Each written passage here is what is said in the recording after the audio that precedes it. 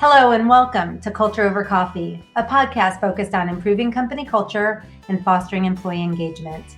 Every week we chat with experts and thought leaders about the latest information and proven practices you can use to reduce regrettable turnover, increase productivity on your team, and retain key customers. So pour a cup of your favorite brew and join us. I'm your host, Beth Sunshine, SVP at Up Your Culture and the Center for Sales Strategy.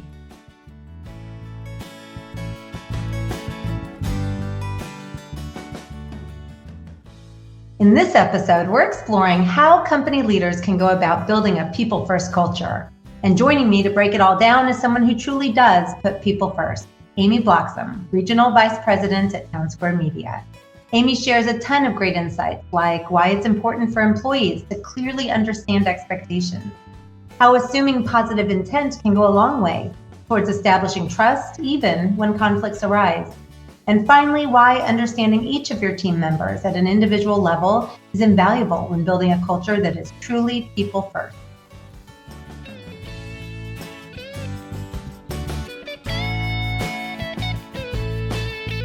All right, well, welcome, Amy, and thank you so much for joining me today for Culture Over Coffee. Now, I've had the opportunity to work with you for a while now. But I do remember very clearly the first time we met in person at the Talent Focus Management Workshop in Dallas. You were very focused on hiring top talent, developing your people. I even had the opportunity to sit by you during one of the dinners where we got deep into the conversation on that. It was clear even back then that you naturally create a people first culture. And as a matter of fact, now most people will be listening to this, but a couple of people might be viewing this. So I don't know if you have that bobblehead handy, but you were awarded our prestigious Talent Superhero Award for your focus. There we go. That's right. Looks just like you too. For hiring and developing and retaining your people. So I'm just super excited to talk to you about all of these things today. Are you ready to get started? I am. Thank you for the invite, Beth. I appreciate it. And I do remember that trip to Dallas. Do you remember? Yeah, good dinner and a great conversation. So let's begin with a quick brain jolt. I just want you to envision the very best company culture you can think of. And tell me, what 3 to 5 words would you use to describe that ideal culture?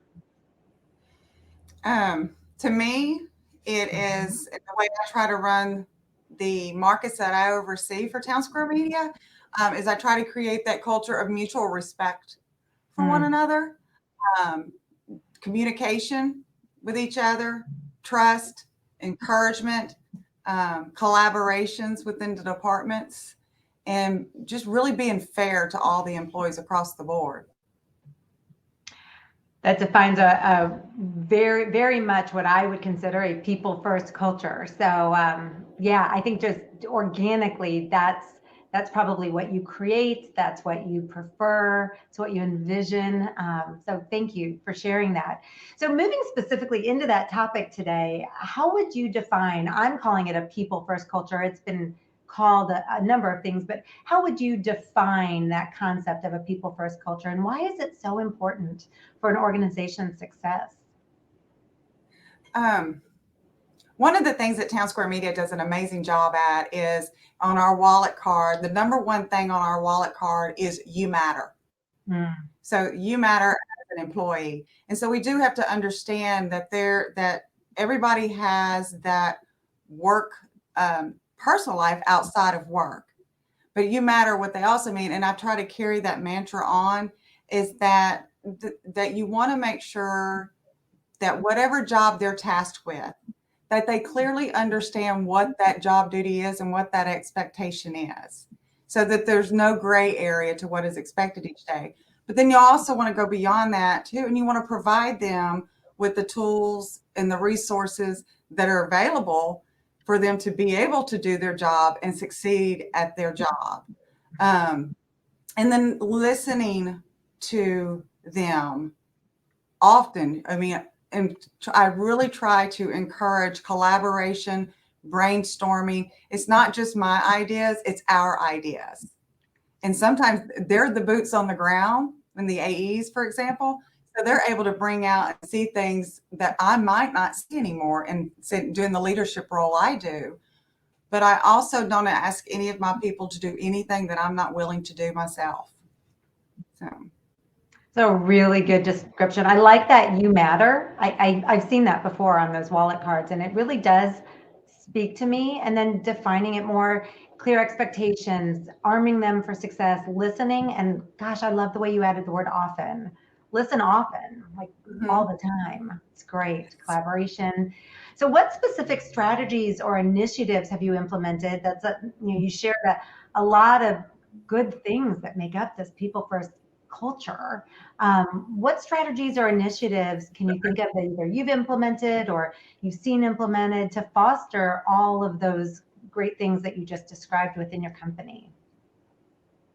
Well, me personally, I'm a very transparent leader, down to it all. I mean, my sales management team or my department heads, they know exactly what's going on, where the company envisions, and we pass that down to everybody. We want to make sure everybody understands the vision, whether it's our short-term goals or whether it's the long-term goals.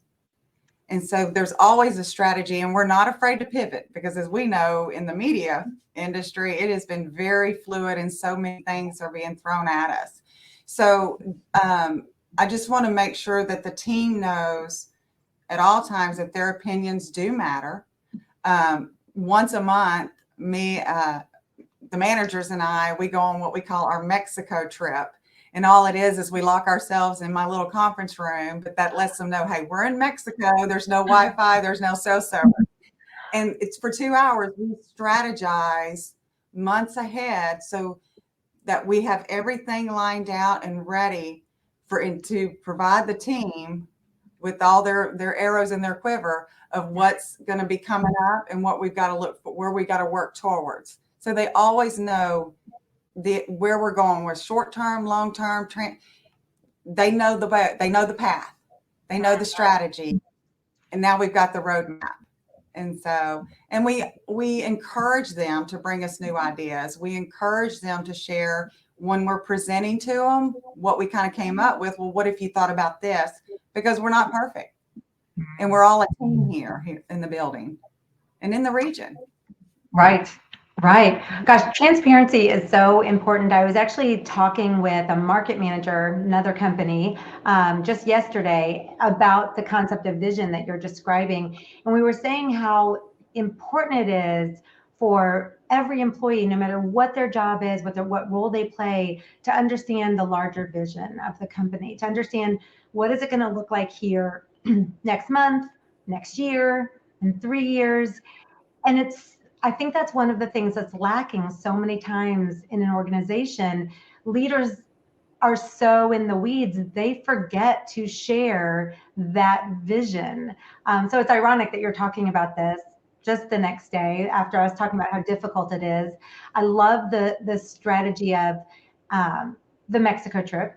The 2-hour planning session. I like the way you described it as a path, because that's exactly what it is. We're all on this journey. And if you have the roadmap, if you know where you're going, man, it's just so much better along the way. So I find it interesting and not surprising that you zeroed right in on the importance of vision in a people first culture. Good stuff. And I felt like I interrupted you. Was that me? Oh, no. There's like a little lag in the computer. So. And so no, it does make it easier. I'm already thinking about 2024 and 2025. Yeah, right. So. Right. And the more you tell people what it's going to look like, what is it going to feel like, what is it going to be like, what changes can we expect, even if you're just doing your very best envisioning right now, it's just so powerful. Very cool. Well, building a people first culture often involves addressing and resolving conflicts and challenges too. So how do you approach and navigate difficult situations to maintain a positive and supportive work environment? Any tips on that? I think anytime you're working as hard as we are, we're going to run into some conflicts. Yeah. A lot of times what I have discovered are the conflicts, the bigger ones, are generally a misunderstanding. And whether it's from another manager with a coworker or between departments, it's just a complete misunderstanding. And because we tend to email or text, or instead of those face-to-face conversations, sometimes those is where the misunderstanding kind of comes into play. So what I look at the whole situation first and determine, is this something that needs to be addressed now? Is it that important? If it's between two people, I try to address it quickly. And a lot of times, matter of fact, I had a conflict within the last 2 weeks. I just called both employees in and let them tell me from both sides of what they heard, what they heard was said, or what happened. And I let each person speak and I listen to them. And a lot of times through those conversations of having that person tell me and then the other person tell me, they do realize it was a misunderstanding, and it kind of resolves itself. And if it doesn't, then again, I look at the incident, and if someone was in the wrong, we go ahead and address it. But they know that about me. That's how I'm going to be. I don't look at your role. I look at the event and of what happened, and what got us there. And then by the time they generally leave, all is well, and they're even working better together. But we also get them on the same page of how to communicate, because one may not be communicating the right way. And so they get to tell each other, how do you communicate better with me? I love that. Love that approach. My daughter's a kindergarten teacher, and I know a term they use in education, at least at her school, is assuming positive intent. And that's what I'm hearing from you, is the first thing you're doing is assuming positive intent. It's probably a misunderstanding. I'm hearing in everything you're describing your transparent nature. Let's bring everybody in. Let's put it on the table. Let's talk about it. Of course, I heard back you're listening, like really listen, and address the wrong. So it's, there's also the need to hold people accountable. We often, in our company, we use a tool called the user guide. We teach other people how to do this too. And a big part of that user guide is what you talked about at the end, telling people how to communicate with you. I know if you really want me to hear you, you probably need to interact with me a little differently than someone else that I might work with. So I like that you're having them share with each other. Is that something you've ever done in a large group, or is it better in a smaller conversation? If it's between two people, it's kind of that we handle it that way. If it's a bigger conflict and maybe they don't agree with maybe the steps we're taking towards something, I'll have a conversation with everybody to see if, maybe I did make the wrong decision. I'm not afraid to admit when I make a mistake. I'm not perfect, and I will pivot if I need to. But if I know that that's the path and this is what we're going to have to do, then I just try to get them to understand the reasoning behind the decision that is being made. I can't say it always fixes a situation. They may walk away going, well, I just disagree with that. And that's okay too. We can disagree. It's all right with that. So, and I try to tell people, and most people that know me know that I'm very strong in my faith.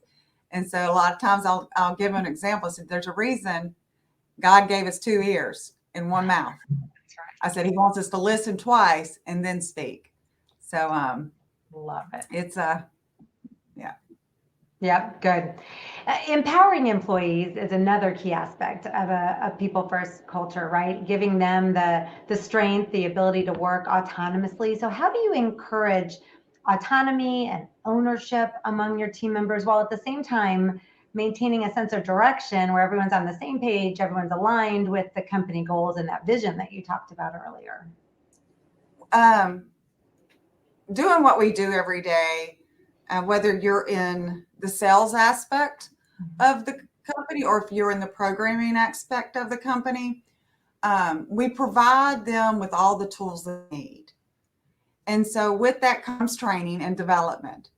And what most of the employees will see me do in this building is when we introduce a new platform for data pulling, they'll see me learning that data. They'll see me going there and finding ways to make their jobs easier. And then I'll either pass that down through my management team, or I'll actually go join a sales meeting and go, oh my gosh, let me show you what I just found. And I'm always looking for ways, because we ask them to do it. There's a lot they have to do. And so I'm looking for ways that makes their job easier. And when they see the excitement in you, and then you show them, they want to learn more. And so giving them, they have access to every platform, whether it's Center for Sales Strategy, whether it's Townsquare Analytics, whether it's Simplify, whether it's Placer Data, Distillery. And then I make sure that they're trained up and they understand those platforms so they can go out there and be those true marketing consultants. Or on the other end of the building, the contributor, the digital content creator. The support and the tools and the resources are at our fingertips to run our own business. It's provided. And Townsquare does a really great job of providing us with everything we need. It's my job to make sure that we're continually training and developing on the playbook. I love that. So and I know that about you and about Townsquare, you arm everybody, you give them everything you need, but then you teach them how to do it and you expect them to do things the Townsquare way, or, your station's way. I love that. So how do you measure the effectiveness of your people first culture initiative? So how do you know if you're doing a good job with it? What outcomes or metrics can someone look for to gauge success there? On the local market, I look at it as a retention. I've got people that have been in this building for 30 something years. I think the youngest person in the building now is about a year into it. So retention is one thing. Most of us have been together for many years, operating under one team. So I look at that. The other thing I look at that is measurable is just how the team collaborates. You look at performance. You look at, do they come into your office and still communicate with you on a regular basis? Trust is a big thing, and that goes both ways. I look for opportunities where I see that there's a need for someone or them, and then if I know that's something I can win on, I go and get it for them, and I make sure I do it. Through Blueprint, we know what our expectations are. Blueprint, which is our CRM tool, because we're big on inspecting what we expect. And so I can look inside this tool and go, are they accomplishing? It tells me how many appointments they're running on, how many CNAs are doing. There's another dashboard I can look at as far as, are the contributors doing their post every day? So it's all measurable. And then when you see the engagement of all departments working together, what it's working.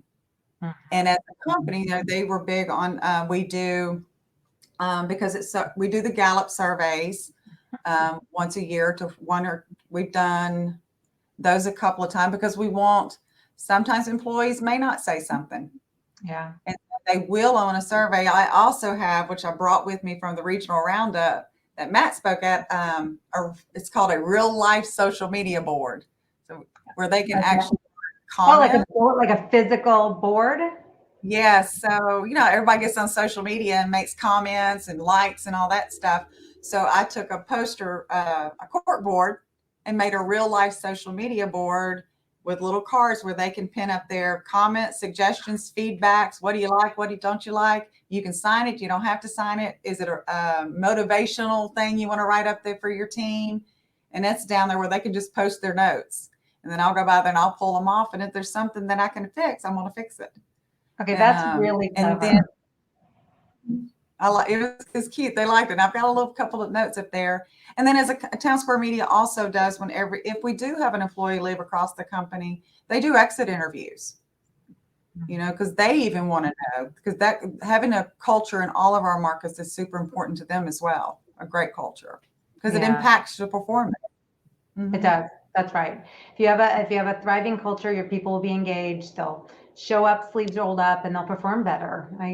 That's exactly right. Exit interviews are pretty powerful if they're done well, which I know yours are. So you can get a sense for more behind it. Really, really good ways to measure those things: retention, performance, your annual engagement survey, just the appearance of collaboration, metrics in the CRM. Love it.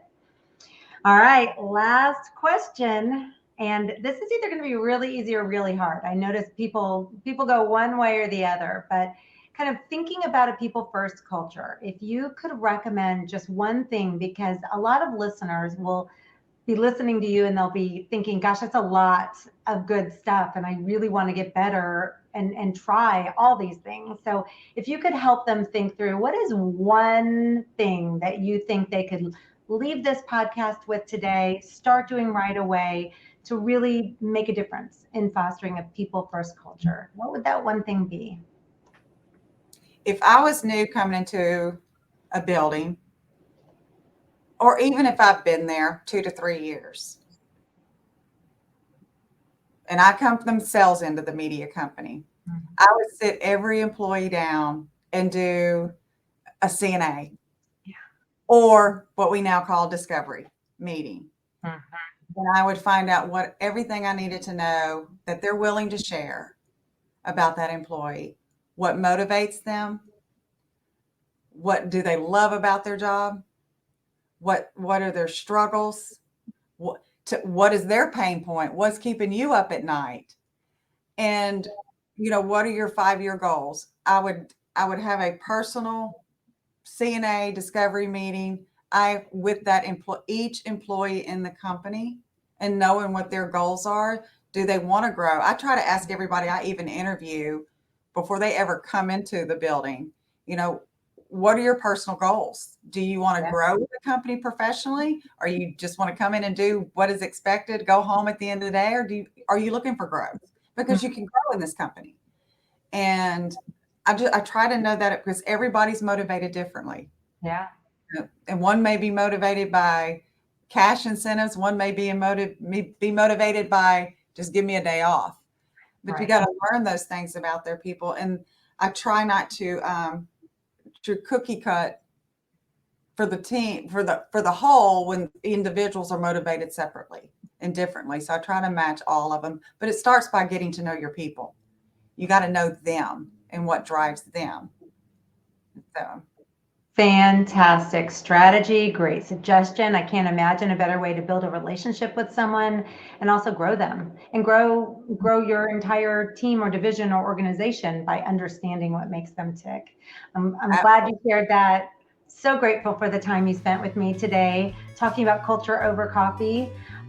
You have shared a lot of great information and ideas. Like I said, I think people will walk away with a lot. And I think it's just so important to create that people first culture. So thank you for sharing so many valuable tips. Now, for those listening, I'm going to drop Amy's LinkedIn information in the show notes so you can connect with her if you'd like. And I recommend that you do.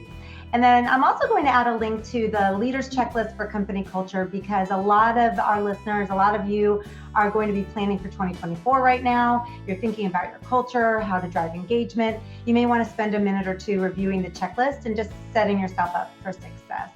So thank you, Amy, for your time today. And thank you, everyone, for listening.